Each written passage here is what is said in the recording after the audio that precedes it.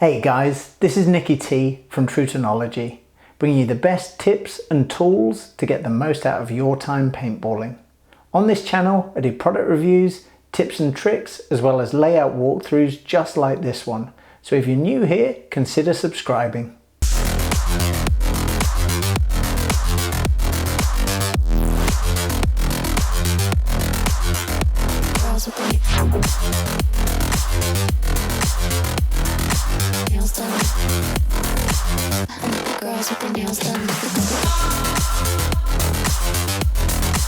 World Cup 2019 layout.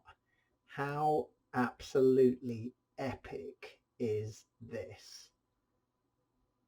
Seen a few comments online and some have really made me laugh, in the sense of a lot of people comparing it to recent hyperball layouts where super cool center 50s with prongs coming off them and little turrets on every corner. I just think there's so much fun to be had on this layout. It's unreal. No snake is probably the initial observation. What's the traditional snake player going to do, in the sense of there's enough to get stuck into. There's so many opportunities to crawl if that's how you're gauging the effectiveness or the role of a traditional snake player. Abundance of low sneaky stuff to play, in the sense of the double cakes on the way to, I guess we're going to call it the Y, on the near side as you currently look. There's all of the beams that go to the tall towers in the center complex.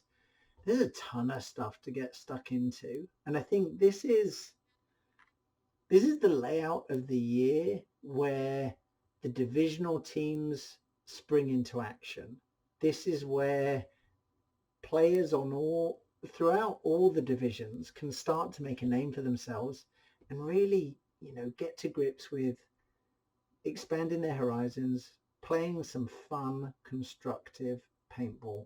It's shoot, bump, shoot another, bump again, and just continual aggressive momentum is going to churn out win after win, point after point.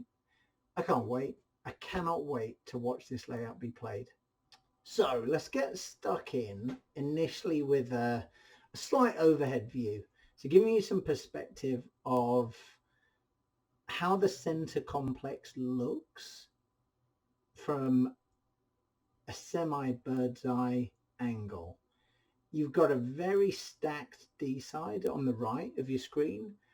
You've got easily accessible bunkers off the break between, the 40 and the 80 when it comes to width. So you've got the tall can to the left, you got the back center directly ahead of the start gate, and then you got the temple to the right. Tall cake further right, tall cake further left, acting as I guess we could call them artificial corners, because they're not corners in the true sense where you can control the entire wire. They are the widest backline bunker, so corners by default in that sense. What I love is it's engaging. Everybody can play a part. Everybody can really get stuck in. Aside from the big brick in the center, you've immediately got the back center can blocking out a ton of visibility and incoming paint. So if we get a little closer, okay, so this is a kind of in the back center view, and you can see on the right hand side, you can see that mini wall. You can also make out the top of the tall cake, albeit shooting over the pin slightly. Left hand side, Clusterville. You can see the inside of the tall Dorito. You can't see the tall cake on the artificial corner, but it is shootable over the pins. So off the bat, you can go fishing. You can take the approach of, if you're shooting D side, what can you throw in there that is likely to generate a kill? And dependent on ability, dependent on your opponent as well, to a certain extent, you can gauge, okay, this is going to be effective. And you see there, you've got the angle between pin 1 and 2, or the 2 pins rather, on the left hand side, gives you that shot on the inside of the tall cake. If you choose to go over the widest pin, which is the nearest pin, then you can hit the outside.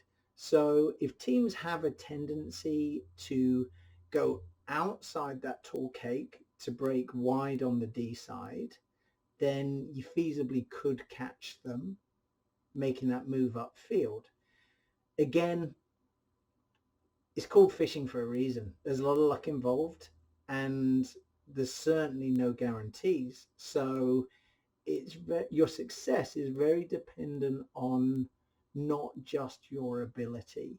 It is also dependent on the tendencies of whoever you're playing against and how well you can adjust, react, and read those.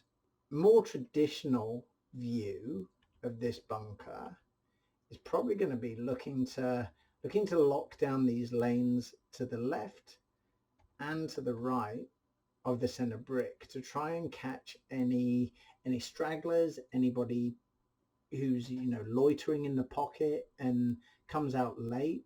And there's also the opportunity to actually throw paint over the top of the center brick and get it back in on your opposite right from the get-go. So if you choose to go up the gut off the break, what options do you have?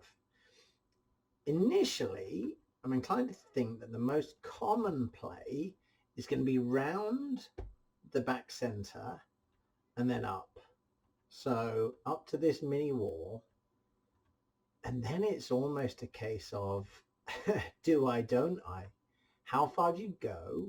How long do you stay over the top shooting?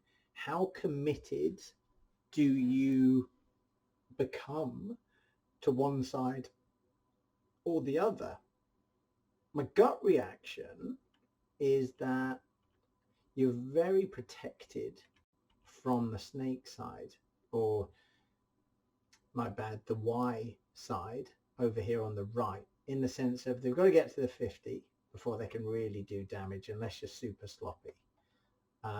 If you're over the top, then sure, you can get pinched by that tall cake in the corner, you can get pinched by the mini wall, you can get shot by the can, either of the cans on the back line, and not to mention whatever is over D side. So again, tall cake, D1, temple, tower.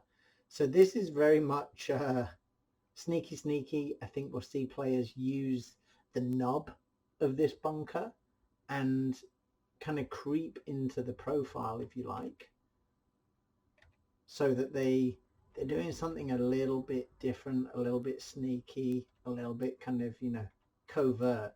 So kind of playing in this type of profile, you're protected from the other side because of the brick, but feasibly here you could control that tall cake on the outside, you could control the temple on the inside. It could also get destroyed by this tower, and this is where this layout gets exciting. It's not often that you really have something as chaotic as this. So we go up a fraction, you can see how you can kind of get a feel of the routes through the center, and logically who's going to take what path. I think that there's going to be a lot of bump to this mini wall in the center on the 40 line and then nudge out to either of the towers. I think there'll be a lot of get to that center 50 action, but then you've got the consideration of there's probably going to be a snake 50 soon, or sorry, a Y 50 soon, and there's probably going to be a D side 50 soon. So it's almost a case of wrecking ball theory and how quickly can players go through the center. at the last event in Chicago, we saw how effective LJ Woodley was for X Factor, coming back off, what was that, an 8-9 month break? And literally just a wrecking ball in the center that feasibly did whatever he wanted to do, playing over the top of the bunkers, controlling the wires, switching sides, going through, bunkering out players. This is going to mimic that in a lot of senses. If anything, I think it's just the central focus is slightly diluted because you don't have the 4 big bricks in the middle. This is one component of central chaos. I think the Y on the right hand side, so this structure over here, is also going to play an integral part on how this plays out. I think D side is marginally less effective, but by no means out for the count. I think anything and everything can happen on this field, and one player is very, very capable, or one big play rather is very capable of smashing things wide open and really putting opponents up against it. This is great in that it's such a spectatable field that I feel there's so much depth and opportunity for enjoyment here that this is what we need. This is really the best potential scenario for constructive, aggressive, entertaining paintball to be played. And, you know, the more we can showcase that and the more we can educate the non-paintballing public about it, the absolute better for the growth of our sport. So let's get stuck into this layout and have a little look at what's available to you guys.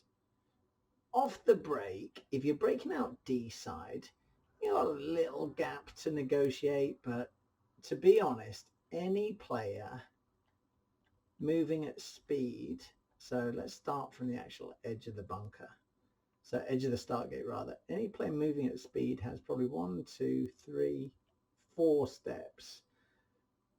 4 steps and they're starting to get wide enough. 5 steps and they're definitely wide enough to block out that back center. And then they got a choice, continue going wide or hustle forward and get into this cake, or anything in between, to be honest. And by that I mean you can go a little bit wider, you can delay back here, you can then bump to the center, you can bump out, you can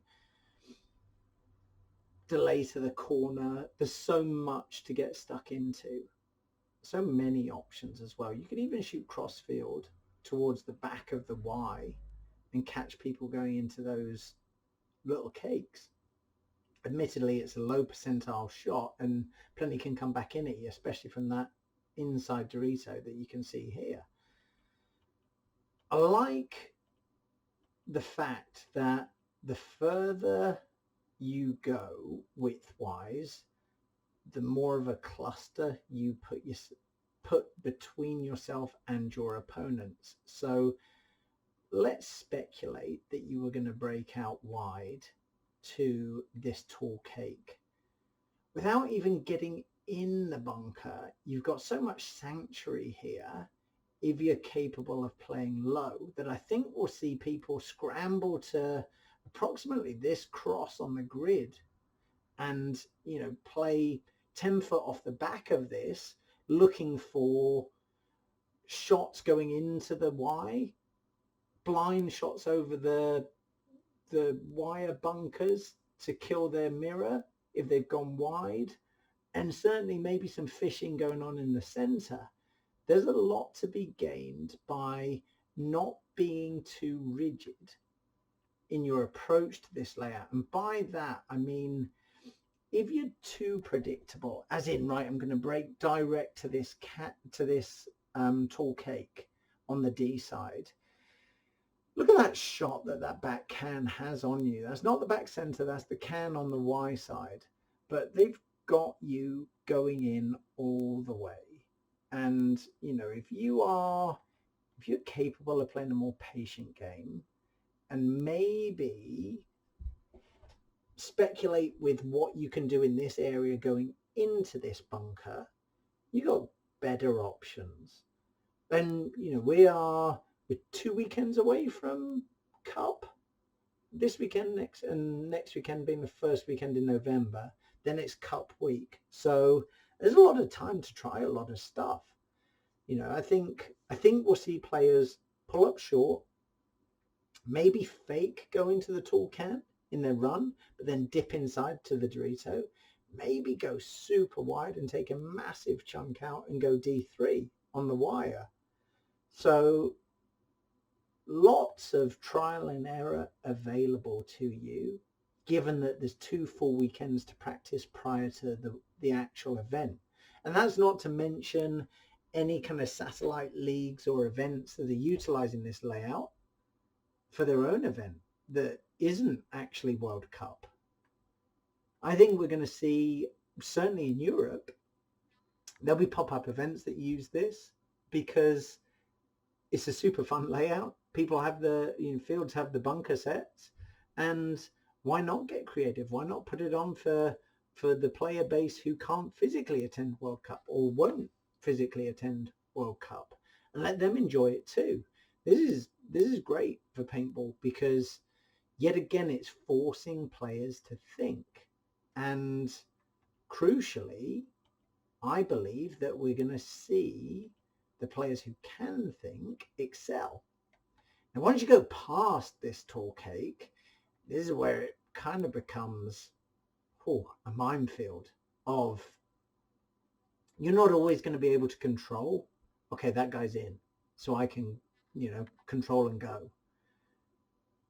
Quite often, people are just going to be out at the right time to see their opponents make a move.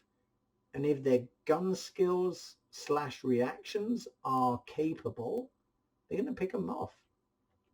I like that there's a bit of a kill zone between this tall cake and the Doritos because it forces anybody playing this to be decisive. And personally, I think that's a great thing because it generally means snappier, more aggressive moves and gameplay. This isn't I'm just going to try this and creep around and crawl up here. This is a bam, bam, bam. I want to get there. This is how I'm going to do it. And I've just got to go and I've got to commit and I've got to be fast. So this small Dorito is hard work. You've got, shots on the inside, a little bit of blindness for the tall cake. You've got the temple slightly off from the center towards the Y. And then you've got, then you've got that wide mini wall that really controls this bump from small Dorito. So I guess we should call this D2 as it's slightly wider than the big Dorito there. Little glimpse of sky. I was doing well till then. And then D3, D4. When you're in D3, you kind of negate any threat to the side initially, unless they're your side.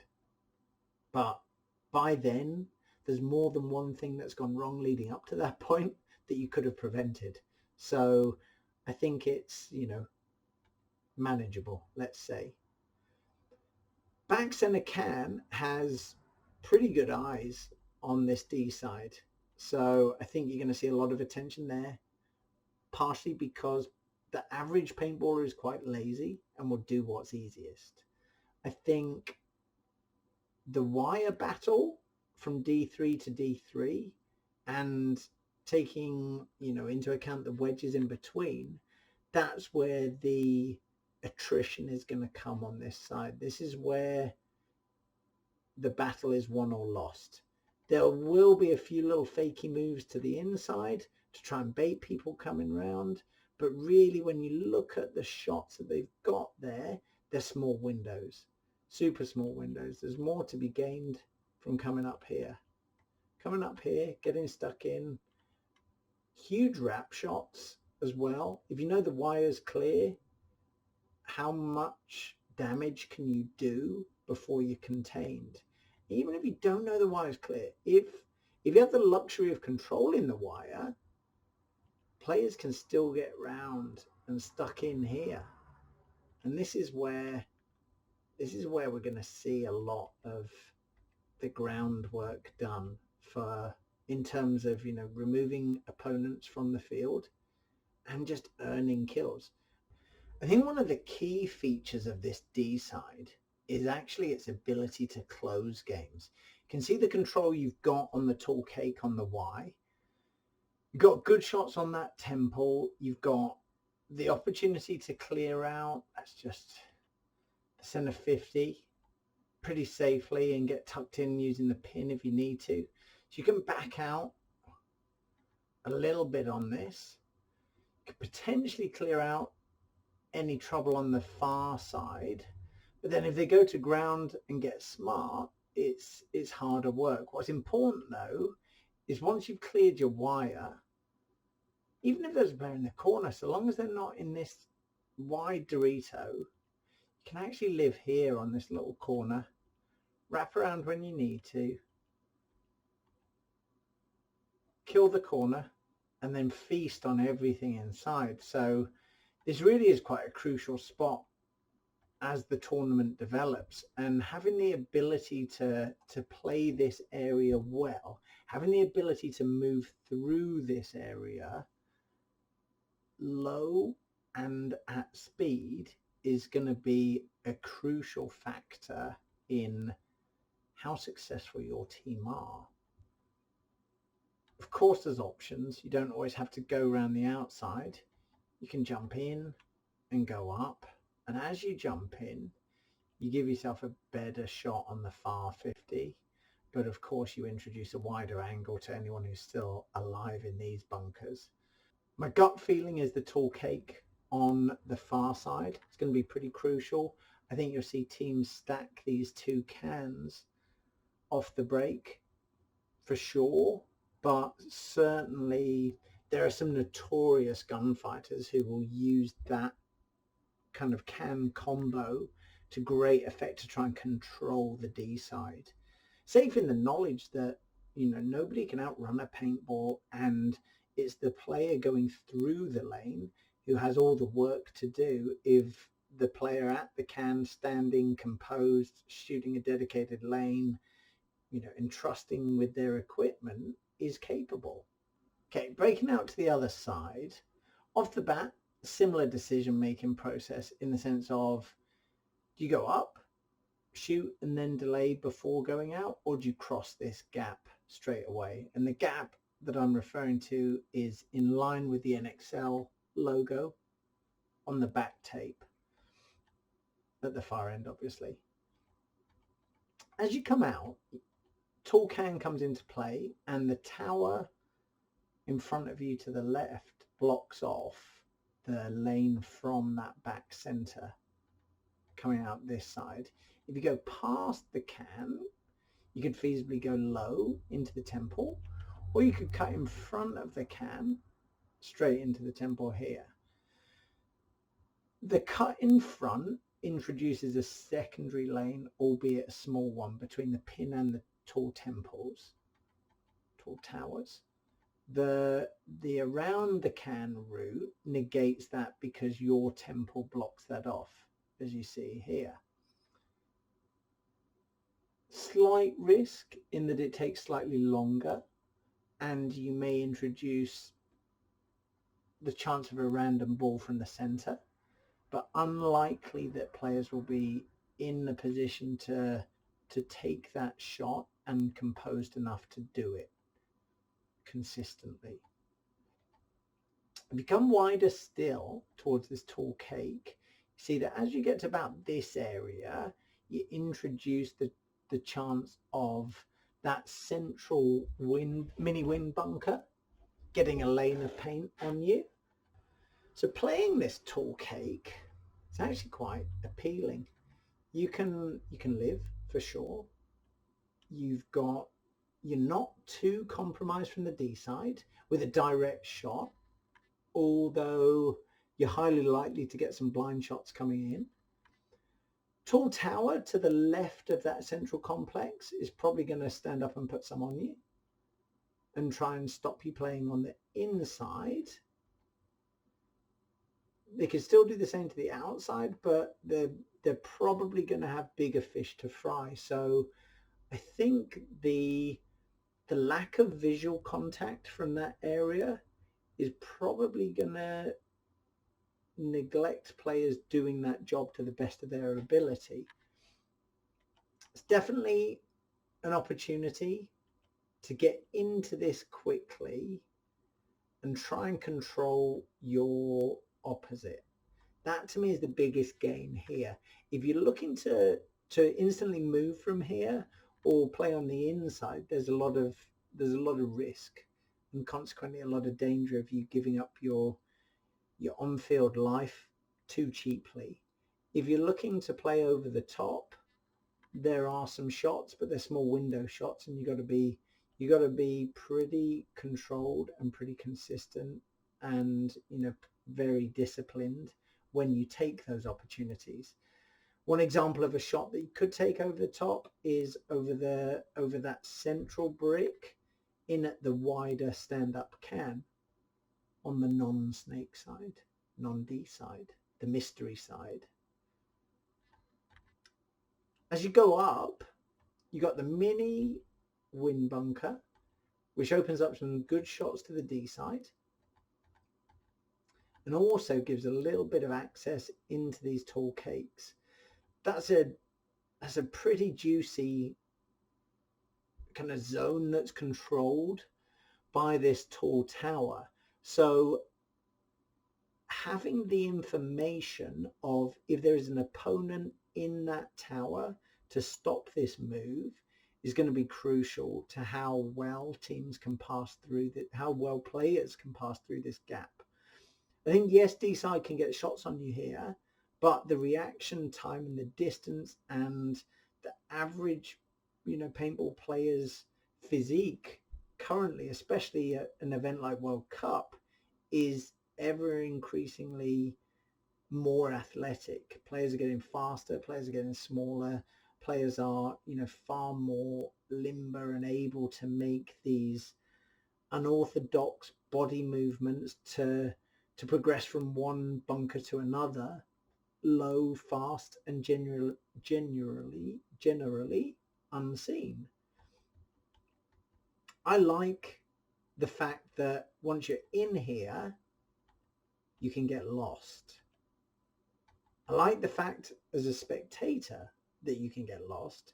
I would hate it as a player playing against this side of the layout.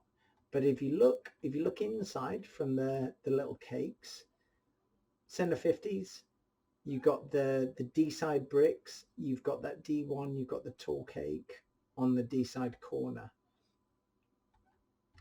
and you've got towers fishing. As you come round the outside, providing you got control of the wire and you take a punt on that center 50, you can probably get up here into this brick and live. When you're in here is what you do from here that becomes all important. And I think, that far tower comes into play.